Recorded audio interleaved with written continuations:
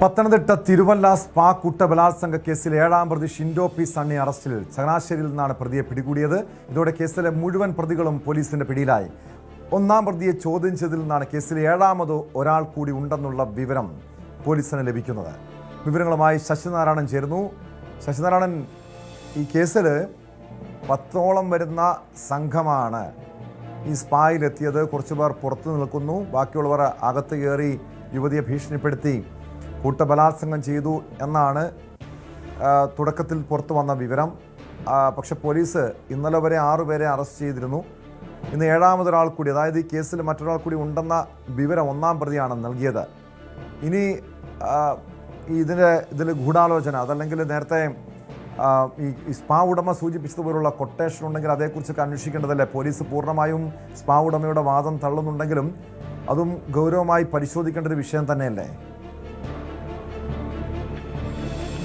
ഈ തിരുവല്ല സ്പായിലെ കൂട്ടബലാത്സംഗവുമായി ബന്ധപ്പെട്ട് നിലവിൽ 6 പ്രതികളാണ് ആദ്യം പോലീസ് എഫ്ഐആർ ഇട്ടത്. അതിൽ 6 പേരെയും പോലീസ് കഴിഞ്ഞ ദിവസങ്ങളിൽ ഇടയിൽ പിടിച്ചിട്ടുണ്ട്. പക്ഷേ ഒരു പ്രതിയെ കൂടി പിന്നീട് ഇന്നലെയാണ് വൈകിട്ട് പിടികൂടിയത്.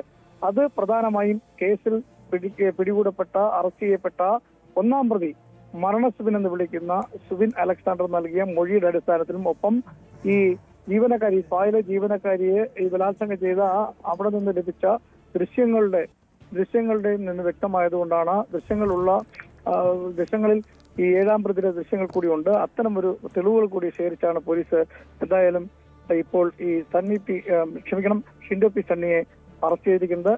ചങ്ങനാശ്ശേരിയിൽ നിന്നാണ് ഷിൻഡോയെ പോലീസ് അറസ്റ്റ് ചെയ്ത് ചങ്ങനാശ്ശേരിയിൽ നിന്നും റെയിൽ മാർഗം രക്ഷപ്പെടാനുള്ള സംവിധാനമായിരുന്നു ഈ ഷിൻഡോയുടെ ഭാഗത്തുണ്ടായിരുന്നത്. അത് കൃത്യമായി ഈ 1ാം പ്രതി ഇയാളുടെ ഈ കേസിൽ പങ്കെന്താണ് ശശിനാരായണൻ? അതോടൊപ്പം അറിയേണ്ടത് ഇയാളുടെ ഒരു പശ്ചാത്തലം കൂടിയാണ്. കാരണം ഗുണ്ടകളാണ്, മരണസുബിൻ ഉൾപ്പെടുന്ന ഗുണ്ടാ സംഘത്തിൽപ്പെട്ടവരാണ് സ്പായിലെത്തി ഭീകരാന്തരീക്ഷം സൃഷ്ടിച്ച് ജീവനക്കാരിയെ ബലാത്സംഗം ചെയ്തത്. ഇയാളും ഗുണ്ടാ പട്ടികയിലുള്ള വ്യക്തിയാണോ ഈ ഷിൻഡോ?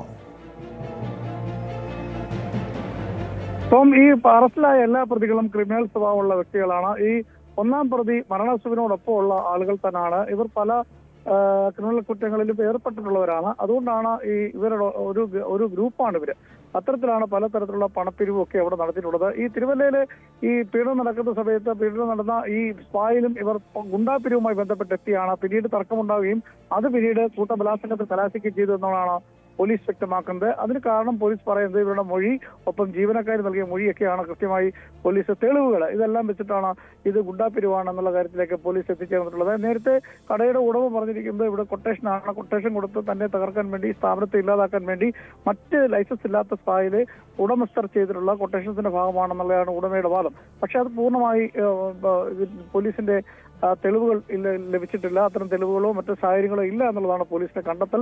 ഒപ്പം പ്രതികളുടെ മൊഴികൾ ഈ പണം പിരിവിനും ഗുണ്ടാപിരിവുമായി ബന്ധപ്പെട്ടെത്തിയാണ് ഇത്തരത്തിൽ ആക്രമണം നടത്തിയുള്ള ഒരു തെളിവ് കൂടി പോലീസ് ലഭിച്ചിട്ടുണ്ട്. അതുകൊണ്ടാണ് ഈ വീഡിയോ ദൃശ്യങ്ങളും ഒക്കെ കിട്ടിയതുകൊണ്ടാണ് ഇത് ഗുണ്ടാപിരിവിന്റെ ഭാഗമായുള്ള ആക്രമണമാണ് അല്ലെങ്കിൽ കൂട്ടബലാത്സംഗമാണെന്ന് പോലീസ് എത്തിച്ചേർന്നത്. നിലവിലത്തെ സാഹചര്യത്തിൽ 6 പ്രതികൾ മാത്രമാണ് ആദ്യം ഉണ്ടായിരുന്നത്. ഇപ്പോൾ ഷിൻഡോ പി സണ്ണിയാണ് അറസ്റ്റ് ചെയ്തിട്ടുള്ളത്. അത് 7ാം പ്രതിയാണ്. അത് ഈ കേസിൽ 1ാം പ്രതിയായ മരണസുബിന്റെ മൊഴിയുടെ അടിസ്ഥാനത്തിലാണ് ഇപ്പോൾ ഷിൻഡോയെ കസ്റ്റഡി എടുത്തിട്ടുള്ളത്. എന്തായാലും വിശദമായി ചോദ്യം ചെയ്യുക വരികയാണ്.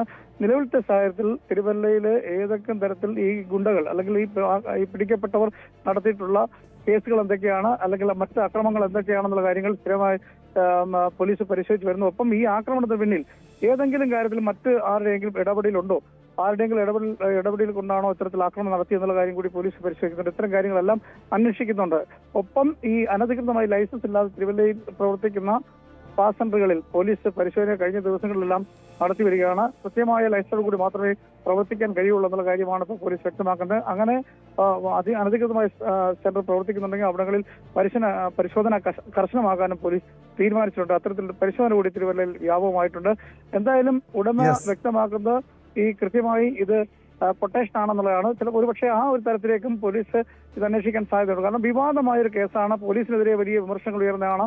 ആ പോലീസും ഈ ഗുണ്ടകളും തമ്മിൽ അവിശ്വത്തെ കൂട്ടിയിട്ടുണ്ടെന്ന് പറഞ്ഞ ഒരു കാര്യമാണ്. അത്തരത്തിലൊരു വിവാദമായ കേസാണ്. അതുകൊണ്ട് ആഭ്യന്തരത്തിലുള്ള അന്വേഷണം കൂടി ഇതിനുണ്ട് എന്നുള്ള കാര്യമാണ് നമുക്ക് മനസ്സിലാക്കിയത്. വരും ദിവസങ്ങളിൽ ഈ കേസുമായി ബന്ധപ്പെട്ട കൃത്യമായ വിവരങ്ങൾ ലഭിക്കും എന്നുള്ളതാണ് സൂചന. വ്യക്തമാണ്. ശശിനാരായണനാണ് വിവരങ്ങൾ നൽകിയത്. എന്തായാലും പോലീസിനെതിരെ പോലും ആക്ഷേപം ഉണ്ടായൊരു കേസ് കൂടിയാണ് തിരുവല്ല സ്പായിലെ കൂട്ടബലാത്സംഗം.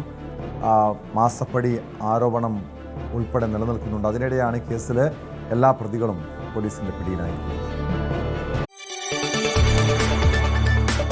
കൂടുതൽ വാർത്തകൾക്ക് news 18 Keralam YouTube channel subscribe ചെയ്യുക.